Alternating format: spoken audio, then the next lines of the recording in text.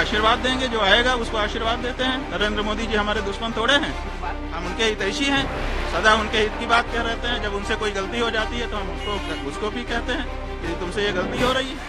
केदारम हिमवत पृष्ठे, जो केदार है वो हिमालय के पृष्ठभाग में है, माने हिमालय में केदार है। तो आप दिल्ली में कहाँ से ला के रख दोगे केदार को? जब पता साफ साफ बताया गया है कि ये यहाँ लोकेटेड है, तो आप उसका लोकेशन क्यों बदलना चाहते हैं? क्यों जनता को भ्रम में डालना चाहते हैं? आप भगवान के 1000 नाम है, किसी नाम से स्थापना करके पूजा करिए, लेकिन केदारनाथ धाम दिल्ली में बनेगा, ये अनधिकार चेष्टा है और ये नहीं होना चाहिए। देखिए, प्रतीकात्मक केदारनाथ नहीं बन सकता है।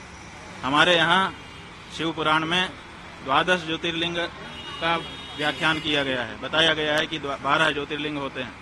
12 ज्योतिर्लिंगों के जहाँ नाम बताए गए हैं वहीं पर उनका पता भी बता दिया गया है।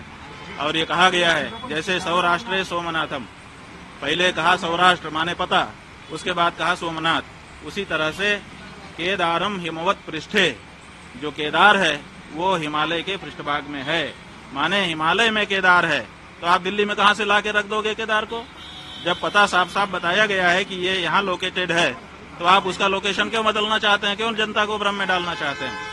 आप भगवान के 1000 नाम है, किसी नाम से स्थापना करके पूजा करिए, लेकिन केदारनाथ धाम दिल्ली में बनेगा, ये अनधिकार चेष्टा है और ये नहीं होना चाहिए। क्या इसके पीछे राजनीतिक वजह है? भाई बहुत सारी राजनीतिक वजहें हैं। हमारे सभी जो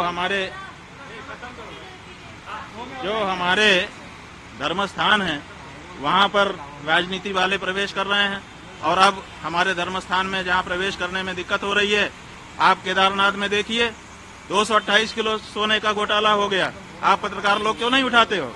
तो जब वहाँ पर घोटाला हो गया तो अब आप दिल्ली में केदारनाथ बना लोगे, वहाँ पर फिर दूसरा घोटाला करोगे। 228 किलो सोना केदारनाथ से गायब कर दिया गया। ये कहाँ का नियम है? क्यों नहीं उठाते हो प्रेस वाले इस बात को? आज तक कोई जांच तक नहीं बैठाई गई। 228 किलो सोना का घोटाला केदारनाथ में हो गया, कौन जिम्मेदार है? क्यों इस बारे में जांच नहीं होती है? क्यों भाई इस बारे में निर्णय नहीं होता है? और अब आप कहेंगे हम दिल्ली में ही केदारनाथ बना लेंगे, ये नहीं हो सकता। नरेंद्र मोदी जी से आपने कल मुलाकात की, उनको आशीर्वाद दिया कल? हाँ, वो हमारे पास आए थे, उन्होंने प्रणाम किया। हमारा नियम है, हम लोग आशीर्वाद देंगे, जो आएगा उसको आशीर्वाद देते हैं। नरेंद्र मोदी जी हमारे दुश्मन थोड़े हैं, हम उनके हितैषी हैं, सदा उनके हित की बात कह रहते हैं। जब उनसे कोई गलती हो जाती है तो हम उसको भी कहते हैं कि तुमसे ये गलती हो रही है। आपको लगता है वो हमारे दुश्मन नहीं है। उद्धव जी ने आपके जरिए बीजेपी के साथ वापसी को लेकर ऐसी कोई बातचीत? नहीं, हमारे जरिए हम कोई लाइजनर नहीं है। हमको श्रद्धा पूर्वक उन्होंने बुलाया था। हम, जैसा कि हमारा नियम है, श्रद्धा से बुलाने पर जाते हैं। हम आए, उन्होंने पादुका पूजन किया और अपनी जो उनकी अपनी बातें थी वो भी हमारे सामने रखी, हमने उनको सुन लिया।